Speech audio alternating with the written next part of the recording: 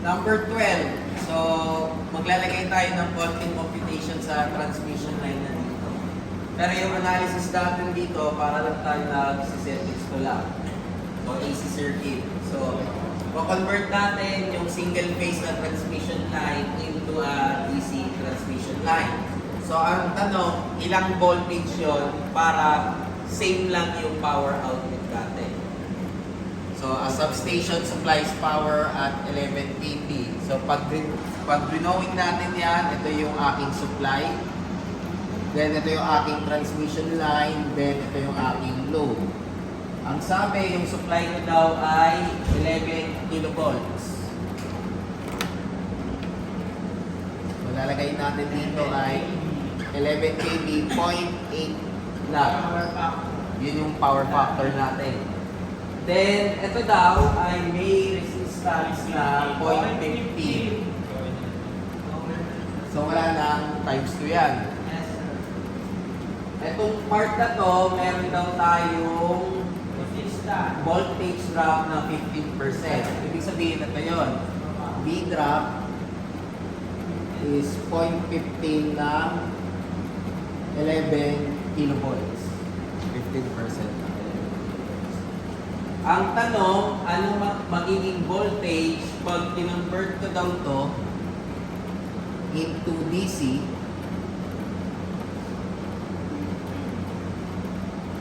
na merong resistance na 0.05 ohms. So, anong voltage na to? Yan yung unload natin. And may voltage drop ka dito na 0.25 yung original natin na voltage.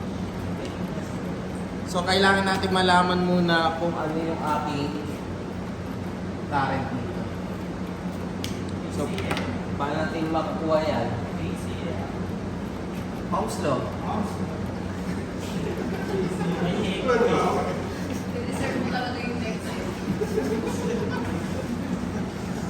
Voltage drop is equal to 15% ng 11 kV. Ano yung 15% or 0.15 ng 11 kV?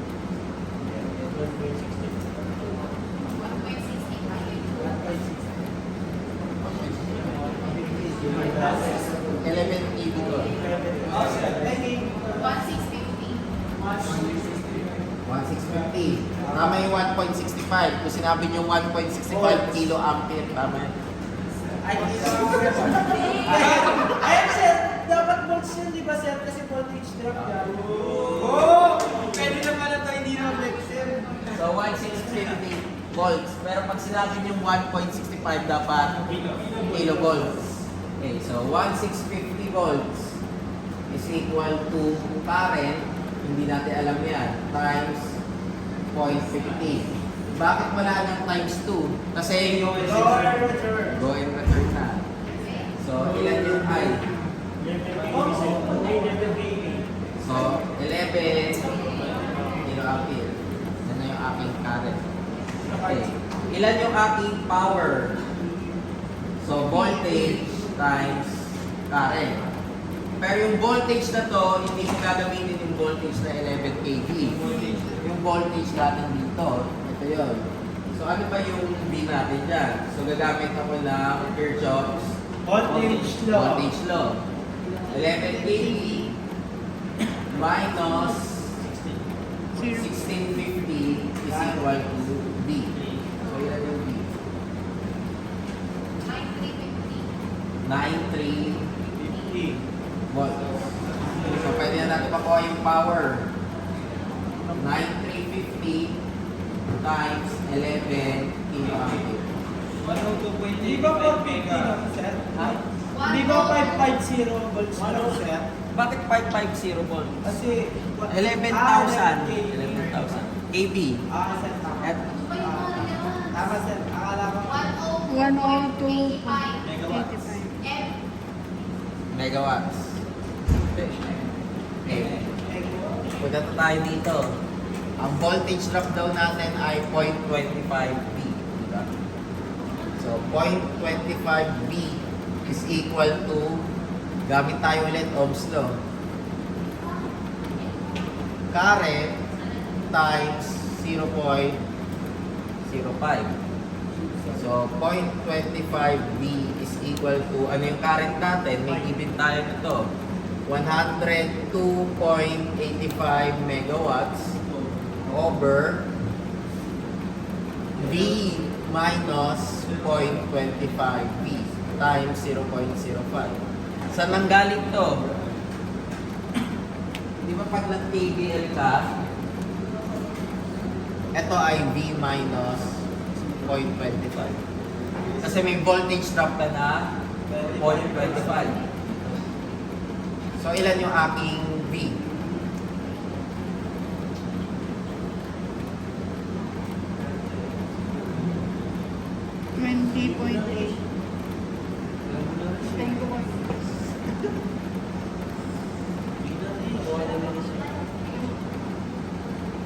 Sir, times 3 ba yan? Is 0.25 times Ito?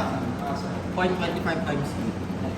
20.80 sir. Ha? 2057. Ang mali. Kasi magiging ano to, di ba? 0.25V times 0.75V, di ba? Is equal to 0.05 times 102.85 megawatts. So, ang mangyari, 0.05 times 102.85 megawatts divided by 0.25 times 0.75. Kunin mo yung square root. so ilan yan?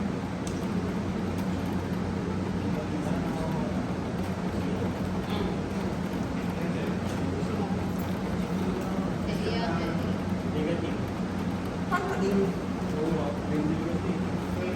Kasi 1 minus, ano to 1 minus 0.25.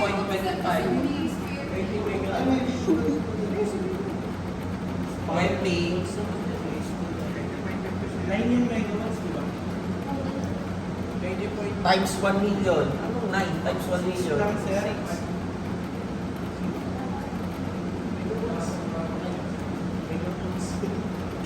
Times 6 to times 10 to the 6 5237. Parang liit. 0.0475.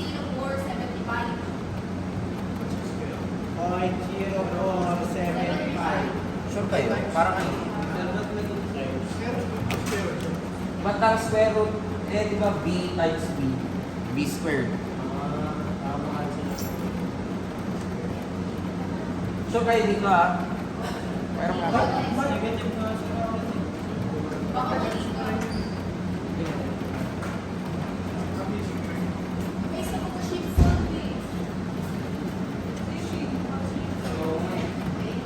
Part 237.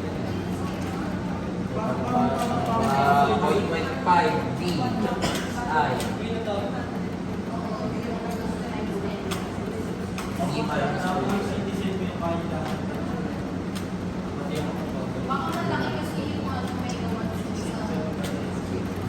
So yan yung kailangan nating voltage para sa DC. Pero parang mali. Wait lang parang mali.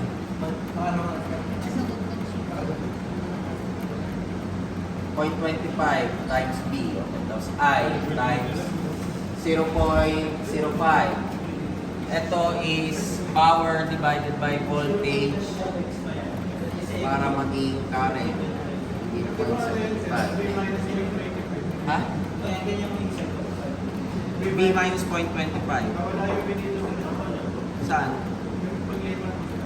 Hindi, ang mangyari dito kasi pag magiging 0.75 dito eh. O, ito yung 0.75 tapos 0.25B 0.05 tapos 102.85 75 ba sir? Ha? 25 sir. 25% yung voltage drop. Yung papasok dito ay 75 na lang kasi 1 nga to, di ba? So 1 minus. Sige, 5237. Pero mali talaga eh. Dapat nga mas malaki yan eh. Kasi ginawa mong DC.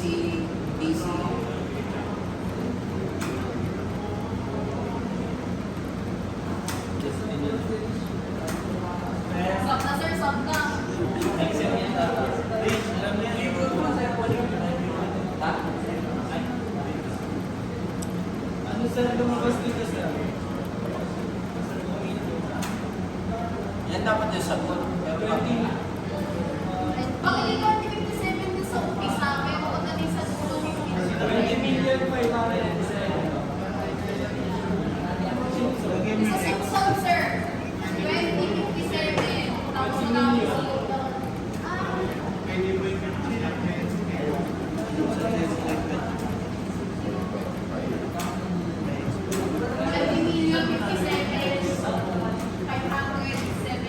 dalawa yung sagot, di ba? Hindi sir.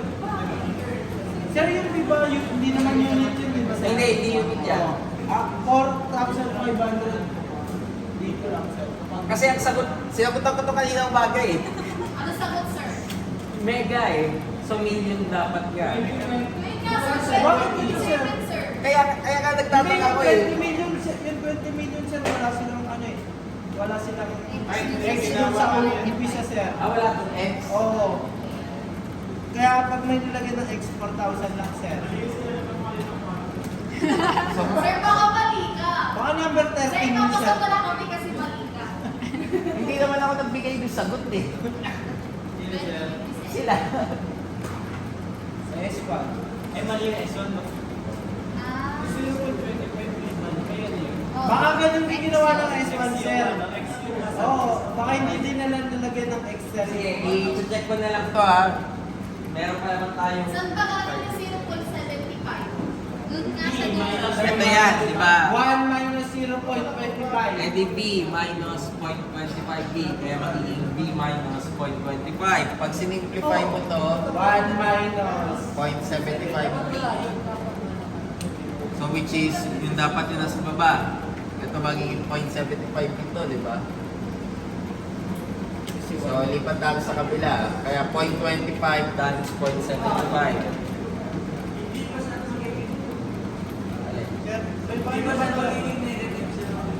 Bakit nagkaroon ng value? Hindi, kaya yung inipat sa kabila kasi minultiply both sides ng denominator.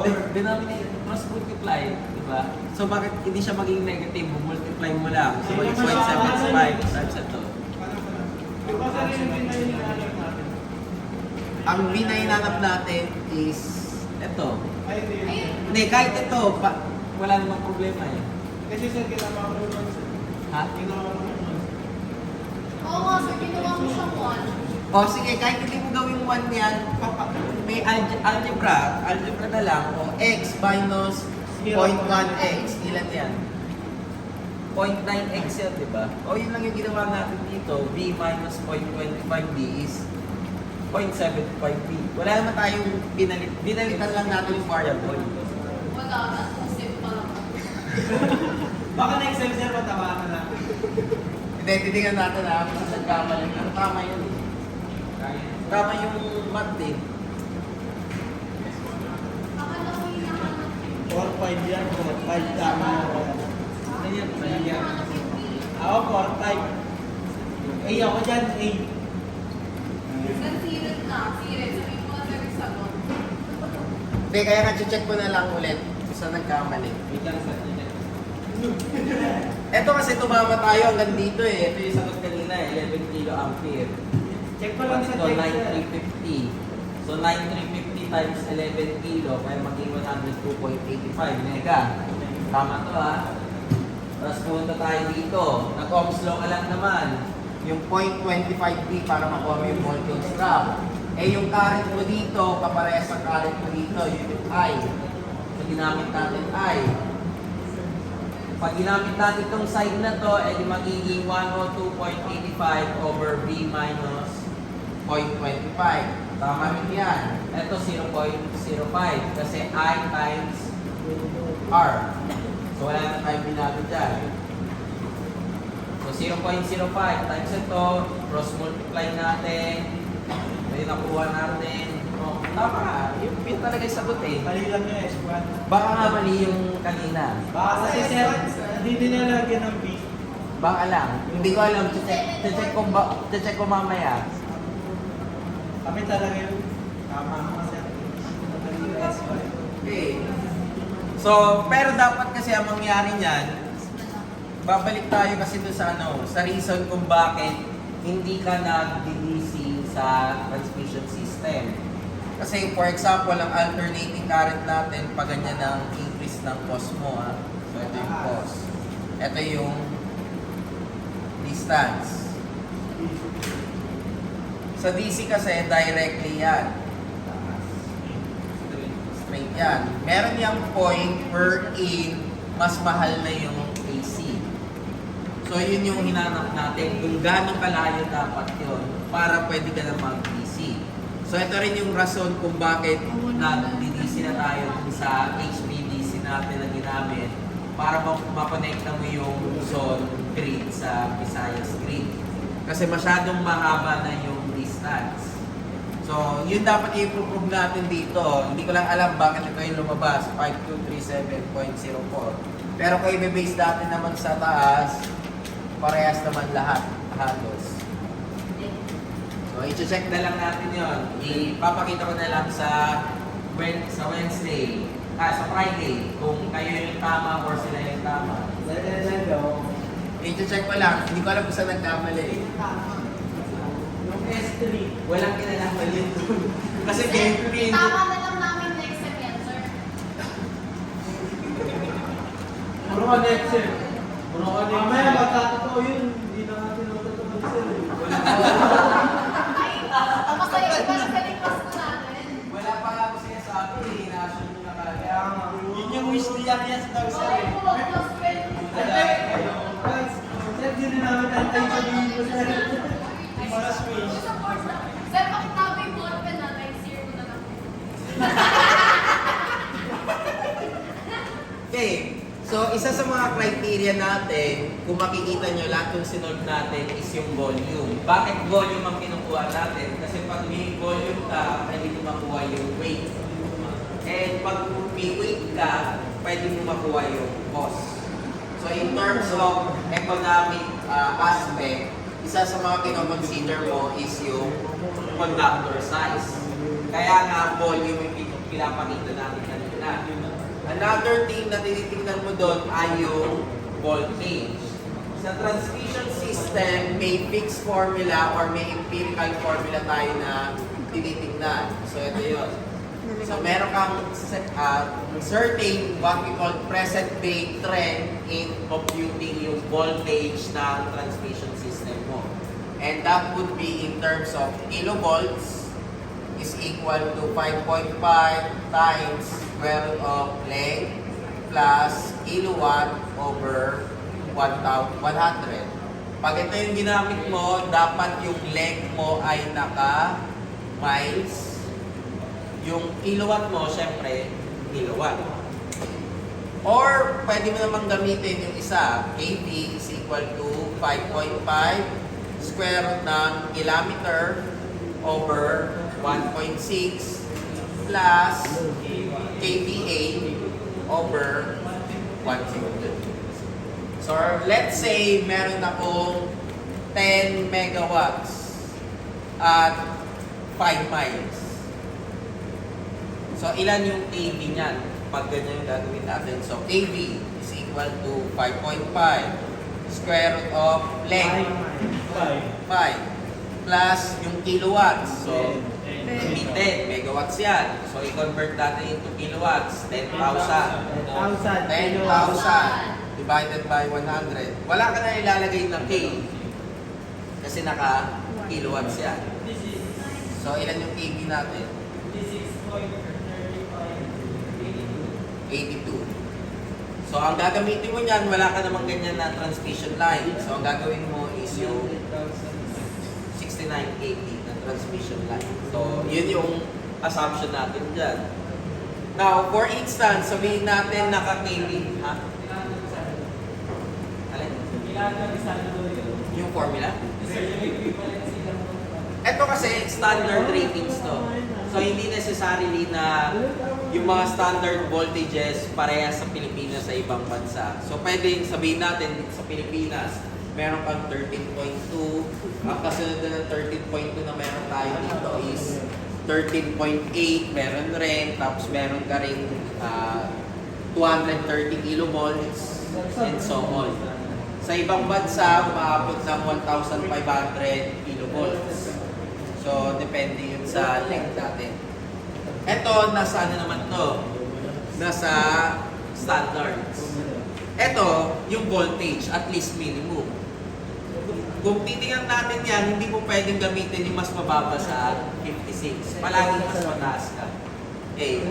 Or pag ito yung ginamit natin, sabihin meron tayong 100 MVA at 120 kilometers. So ilan yung AB natin yan?